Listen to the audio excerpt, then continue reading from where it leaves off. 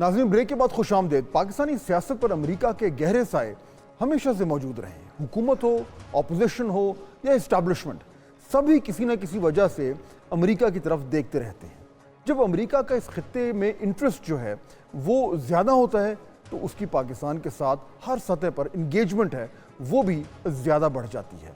और जब अमेरिकी मफादात यहाँ से कम हो जाते हैं, जैसा कि गुज़श्ता चंद बरस से हैं, तो पाकिस्तान से जुड़ी इंगेजमेंट है वो भी बहुत हद तक जो है उसमें वाज़े कमी आ जाती है।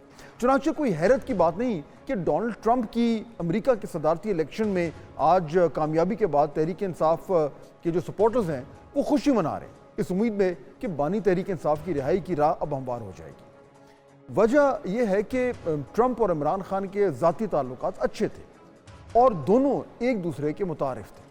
तहरीक इंसाफ के हामियों ने आज सोशल मीडिया पर एक जश्न का समा बांध रखा है। मुबारकों और शाबाशियों की भरमार थी, इसलिए शायद हुकूमती हामी कुछ खामोश से लग रहे थे। मगर क्या ये लोगों की खाम ख्याली है या वाकई नए अमरीकी सदर के आने के बाद तहरीक इंसाफ की मुश्किलात में कुछ कमी हो सकती है?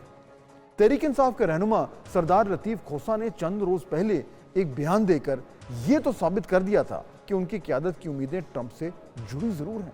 तहरीक इंसाफ के लीडर्स और तर्जुमान कुछ मोहतात थे, लेकिन क्योंकि अब ट्रंप ने मैदान मार लिया है तो सोशल मीडिया पर काफ़ी लोग खुलकर ट्रंप को एम्ब्रेस कर रहे हैं। इससे पहले मुशाहिद हुसैन ने भी ये बयान देकर ट्रंप और इमरान खान को जोड़ दिया था। हुकूमती साइड से भी बानी चेयरमैन की रिहाई की बात सुनाई दे रही है। वज़ीर दिफा ख्वाजा आसिफ ने एक प्रोग्राम में कहा कि पीटीआई डील और बानी की रिहाई चाहती है, इसी वजह से बैरूनी दबाव डाला जा रहा है। ये भी ऑप्शन जो है ट्राई की जा रही है कि जो बैरूनी ममालिक हैं जो ताकतें हैं कि उनको ये खुद कह रहे हैं कि पाकिस्तान को इन्फ्लुएंस करो कि इमरान खान को रिहा हो के फलां मुल्क भेजते हैं, फलां मुल्क भेजते हैं, और वो मुल्क जो उनको रिसीव करने पे तैयार है। नाज़रीन, अब जरा समझने की कोशिश करते हैं कि क्या वाकई में अमेरिकी इलेक्शन, ट्रंप की वापसी और बानी चेयरमैन की रिहाई में कोई कनेक्शन है भी सही या नहीं। अगर हम माजी पर नज़र डालें तो ताकतवर ममालिक हमारे सियासतदानों को रेस्क्यू करते रहे हैं।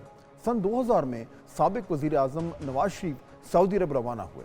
1999 के जनरल मुशर्रफ के मार्शल लॉ के बाद नवाज शरीफ तकरीबन 14 माह जेल रहे।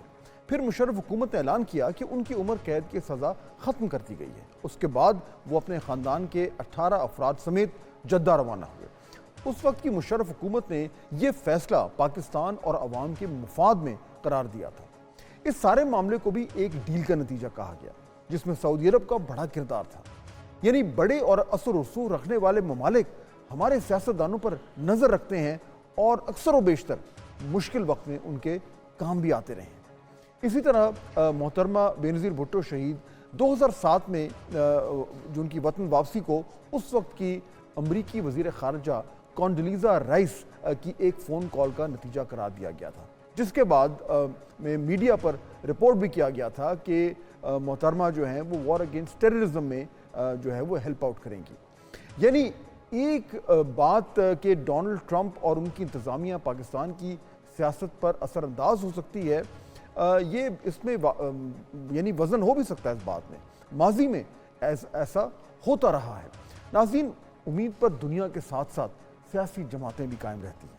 अमेरिका और पाकिस्तान के ताल्लुकात, अमेरिका का पाकिस्तान की हुकूमतों पर असर रसूख, इस पर तो कोई दो राय नहीं है। और ये भी कहना गलत नहीं कि बाइडन हुकूमत की तहरीक इंसाफ की क़यादत से कुछ ज़्यादा अच्छे ताल्लुकात नहीं थे। यानी जैसा भी हो, कम से कम ट्रंप की हुकूमत तहरीक इंसाफ के लिए बाइडन सरकार से कदरन बेहतरी होगी। लेकिन सच ये है कि पाकिस्तानी मामलात ट्रंप के लिए फ़िलहाल तरजीहात में शामिल नहीं हैं। चुनांचे अगर कोई ये समझ रहा है कि यकदम पॉलिसी में तब्दीली आने वाली है और बानी तहरीक इंसाफ को कुछ रिलीफ मिलने वाला है, तो उसके इम्कानात भी कुछ ज़्यादा नहीं है।